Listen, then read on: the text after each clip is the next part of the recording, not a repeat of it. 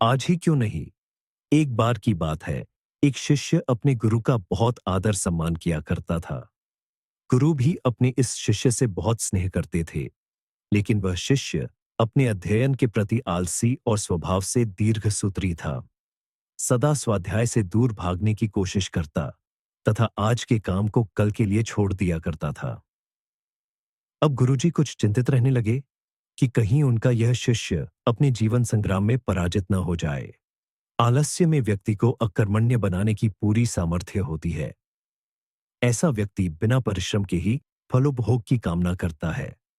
वह शीघ्र निर्णय नहीं ले सकता और यदि ले भी लेता है तो उसे कार्यान्वित नहीं कर पाता। यहां तक कि वह अपने पर्यावरण के प्रति भी सजग नहीं रहता है और न भाग्य द्वारा प्रदत्त स्वअवसरों का लाभ उठाने की कला में ही प्रवीण हो पाता है। उन्होंने मन ही मन अपने शिष्य के कल्याण के लिए एक योजना बनाई। एक दिन एक काले पत्थर का एक टुकड़ा उसके हाथ में देते हुए गुरुजी ने कहा, मैं तुम्हें यह जादुई पत्थर का टुकड़ा 2 दिन के लिए देकर कहीं दूसरे गांव जा रहा हूं। जिस भी लोहे की वस्तु को तुम इससे स्पर्श करोगे वह स्वर्ण में परिवर्तित हो जाएगी। पर याद रहे कि दूसरे दिन सूर्यास्त के पश्चात मैं इसे तुमसे वापस ले लूंगा।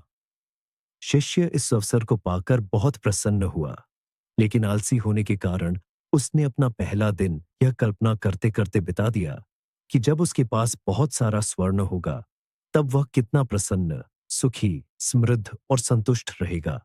इतने नौकर चाकर होंगे कि उसे पानी पीने के लिए भी नहीं उठाना पड़ेगा।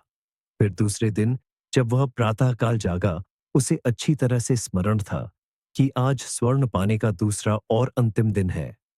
उसने मन में पक्का विचार किया कि आज वह गुरुजी द्वारा दिए गए काले पत्थर का लाभ जरूर उठाएगा। उसने निश्चय किया कि वो बाजार से लोहे के बड़े बड़े सामान खरीद कर लाएगा और उन्हें स्वर्ण में परिवर्तित कर देगा। दिन बीतता गया, पर वह इसी सोच में बैठा रहा कि अभी तो बहुत समय है, कभी भी बाजार जाकर सामान लेता आएगा। उसने सोचा कि अब तो दोपहर का भोजन करने के पश्चात ही सामान लेने निकलूंगा। परंतु भोजन करने के बाद उसे विश्राम करने की आदत थी और उसने बजाय उठ के मेहनत करने के थोड़ी देर आराम करना उचित समझा। पर आलस्य से परिपूर्ण उसका शरीर नींद की गहराइयों में खो गया और जब वो उठा तो सूर्यास्त होने को था। अब वह जल्दी जल्दी बाजार की तरफ भागने लगा, पर रास्ते में ही उसे गुरुजी मिल गए। उनको देखते ही वह उनके चरणों पर गिरकर उस जादुई पत्थर को एक दिन और अपने पास रखने के लिए याचना करने लगा।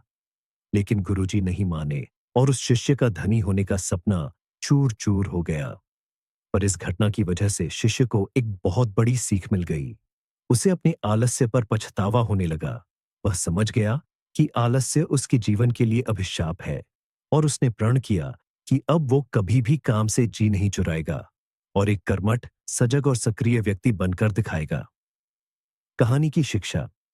दोस्तों, जीवन में हर किसी को एक से बढ़कर एक अवसर मिलते हैं, पर कई लोग इन्हें बस अपने आलस्य के कारण गंवा देते हैं।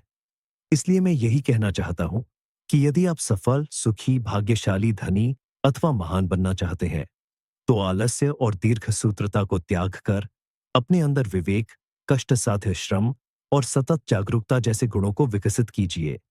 और जब कभी आपके मन में किसी आवश्यक काम को टालने का विचार आए, तो स्वयं से एक प्रश्न कीजिए, आज ही क्यों नहीं।